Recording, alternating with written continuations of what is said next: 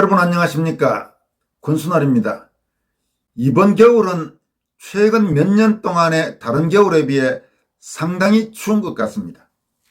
지난해 12월부터 올해 1월 사이에 서울 등 수도권 지역을 기준으로 해서 아침 최저온도가 영하 10도를 넘는 날이 예년보다 꽤 많은 듯한 그런 느낌이 듭니다. 이 엄동설한의 겨울에 야권 리더 중 한 명인 황교안 전 자유한국당 미래통합당 대표는 거의 매일 애국 시민들과 함께 장외 투쟁의 전면에 서서 바쁘게 움직이고 있습니다. 황교안 대표는 지난해 12월 이후 매주 토요일마다 4.15 부정선거 규명과 3.9 대선 부정방지, 문재인 정권 심판과 정권교체, 박근혜 대통령 석방과 명예회복, 코로나 백신 패스 및 강제접종 반대 등을 내걸고 장외 투쟁을 벌여오고 있습니다.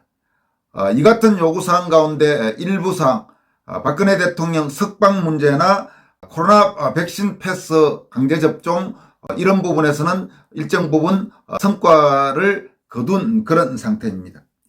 가장 최근 토요일인 1월 15일에는 전라북도 전주에서 전북지역 애국단체 연합이 주관한 자유민주원팀 혁명 전주 선언식에 참여해 연설을 했습니다.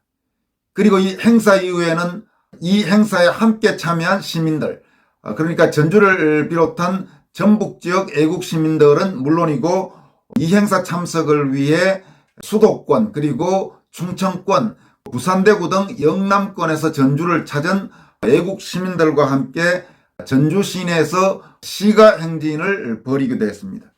이 전주 선언식보다 나흘 전인 1월 11일에는 국회 정문 앞에서 기자회견을 열었습니다. 이날 기자회견의 주제는 선진선거를 위한 부정선거와의 전쟁 선포식이었습니다. 그럼 지난해 12월 이후 지금까지 각 토요일마다 황교안 대표가 어떻게 움직였는지, 동선이 어떻게 되는지 한번 살펴보도록 하겠습니다. 먼저 작년 12월 4일에는 서울 광화문광장에서 자유민주혁명 원팀 선언식이 열렸습니다. 이어서 12월 11일에는 부산, 18일에는 대구, 그리고 12월 25일에는 대전에서 역시 자유민주 원팀 혁명 선언식이 열렸습니다. 올 들어 1월 7일 첫 토요일에는 매주 토요일 강남역 부근에서 열리고 있는 4.15 부정선거 국민투쟁본부 4.15 국투본 행사에 참석했고, 이어서 15일에 전주 선언식이 열렸습니다. 현재 예정으로는 아마 전주에 이어 다음 토요일인 1월 22일에는 광주에서 선언식이 열리는 걸로 알고 있고, 그 이후에 강원도 춘천에서도 자유민주 원팀혁명 선언식, 그러니까 춘천 선언식이 예정된 걸로 그렇게 알고 있습니다. 그렇다면 지난해 12월 4일부터 지금까지 그리고 앞으로 예정된 것까지 본다면 서울, 부산, 대구, 대전, 전주, 광주, 춘천, 그러니까 그야말로 서울 수도권, 그리고 부산, 대구, 영남권, 대전, 충청권, 전주, 광주, 호남권, 춘천, 강원권 거의 주요 지역을 순회하면서 자유민주 원팀혁명 선언식이 잇따라 열리는 셈입니다. 이 추운 겨울에 결코 쉽지 않은 행보가 이어지고 있는 것입니다. 토요일마다 행사 외에도 평일에도 여러 가지 지금 모임 그리고 집회, 행사 이런 것들이 열려서 지금 어느 정치인 못지않게 사실은 바쁘게 움직이고 있는 그런 모습을 보여주고 있습니다. 황교안 대표는 이와 함께 최근에는 페이스북과 유튜브 등을 통해서도 온라인을 통한 그런 장외 애국투쟁, 여러 가지 목소리를 계속 내고 있습니다. 가장 최근에 페이스북과 유튜브 커뮤니티에 올라와 있는 글들을 보면 선거 직전 현 정권이 코로나 지원금을 또 주겠다고 하는 걸 갖고 속 뻔히 보이는 금품 선거 이렇게 비판했습니다. 이 돈은 바로 대선을 앞두고 국민들 유권자를 사실상 매수하기 위한 금품 선거다 이렇게 비판했습니다. 황교안 대표는 아까 말씀드린 1월 11일 선진선거를 위한 부정선거와의 마지막 전쟁 선포식에서 6대 전략을 발표한 바가 있습니다. 그중 하나가 금품 선거 신고하자 이런 내용이었습니다. 그러면서 현재 부정선거 방지대라는 조직을 출범시켜서 이미 홈페이지도 만들어 놓은 상태입니다. 이 홈페이지 안에 부정선거 신고센터가 있는데 여기에 신고를 하면 모두 기록해서 반드시 응징하겠다고 합니다. 이와 관련해서 이런 생각도 듭니다. 현재 어쨌든 공식적인 제1야당의 대선 후보는 윤석열 후보, 윤석열 전 검찰총장이고 제1야당의 당대표는 이준석 당대표입니다. 그런데 오히려 대선이 지금 2달도 남지 않았고 이번 대선에서 부정선거를 획책할 가능성이 적지 않다는 그런 우려가 커지고 있는데 막상 제1야당 당사자들은 뭘 하고 있는지 이런 부분에 대해서 구체적인 움직임을 별로 보여주지 않고 있습니다.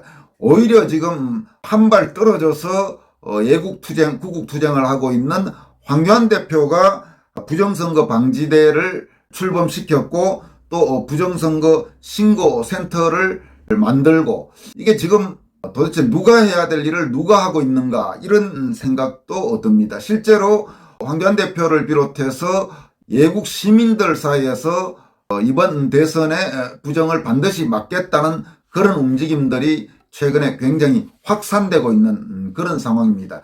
제1야당인 국민의힘도 이런 문제, 부정선거 방지라는 데 대해서 좀 더 분명하고 적극적인 목소리를 내야 할 것입니다. 아마 이준석 당대표가 지금까지 4.15 총선 선거 부정 의혹에 대해서 이상할 정도로 워낙 손사래를 쳐버린 그런 원죄가 있어서 그런지 몰라도 야당이 도대체 무엇을 하고 있나 그렇게 생각하는 국민이 적지 않은 상황입니다.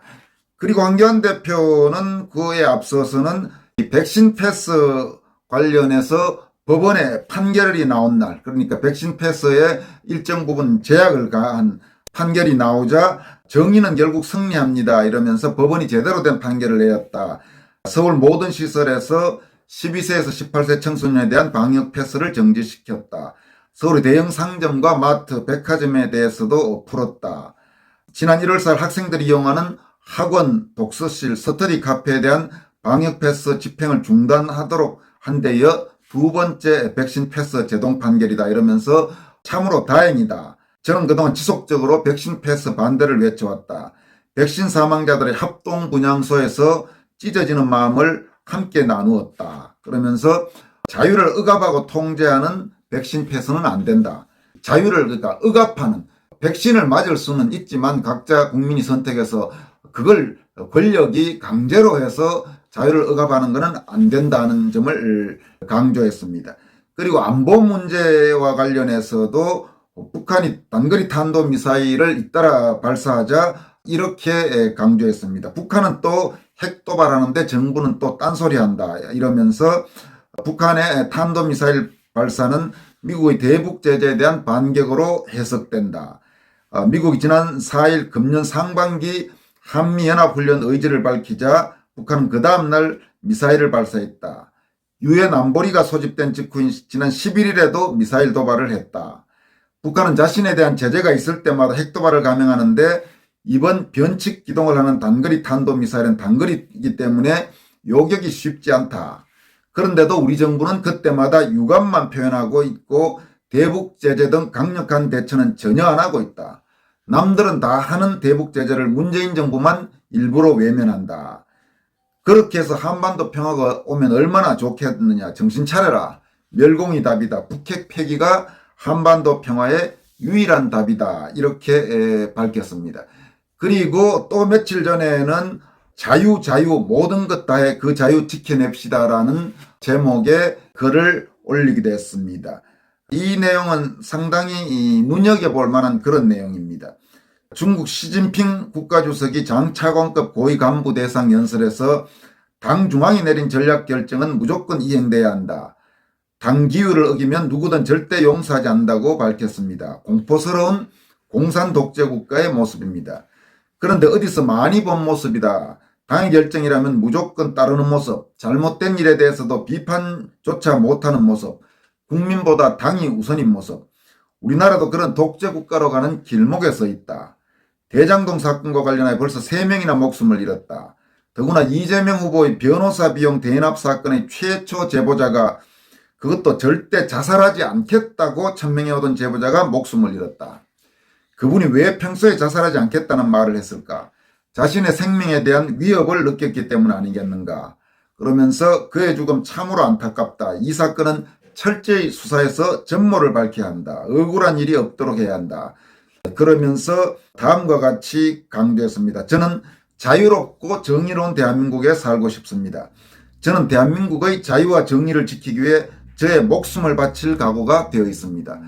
황교안 대표는 최근 들어서 자유와 정의를 지키기 위해 필요하다면 자신의 목숨도 바치겠다, 이런 표현을 종종 씁니다. 그런데 이 표현이 저는 그냥 정치인이 입에 달린 그런 말로는 느껴지지 않습니다. 최근에 황교안 대표는 확실히 과거의 황교안이 아니다, 저는 그런 생각을 하고 있습니다.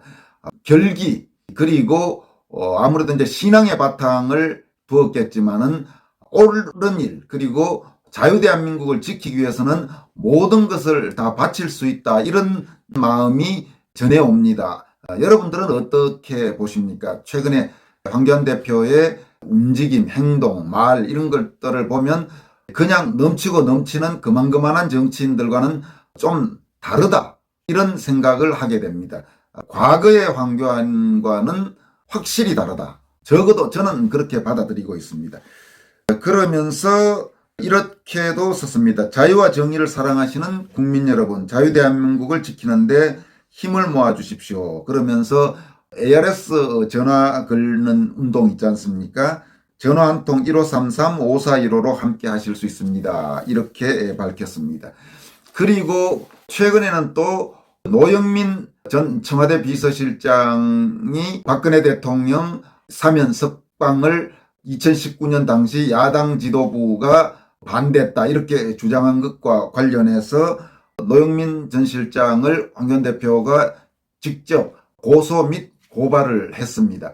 이 노영민 전 실장 고소고발된 것과 관련해서는 며칠 전 영상에서 시민단체가 고발한 내용을 여러분들에게 전해드렸습니다만, 그 영상을 올린 직후에 황교안 대표가 직접 고소고발도 해서 그 내용은 영상에 반영이 되지 못했기 때문에 유튜브 커뮤니티난을 통해서 추가로 여러분들에게 전달해 드린 바가 있습니다. 최근 들어서 아주 적극적으로 투쟁하는 그런 모습들을 계속 보여주고 있습니다. 아마 이런 투쟁의 모습은 앞으로도 이어질 것으로 예상되고 있습니다. 아무쪼록 이 엄동설한의 추운 날씨에도 불구하고 자유대한민국을 지키기 위해서 애국 시민들과 손잡고 투쟁하는 그 노력들이 어떤 식으로든 결실을 맺을 수 있기를 기대해 봅니다. 여기까지 하겠습니다. 여러분 고맙습니다.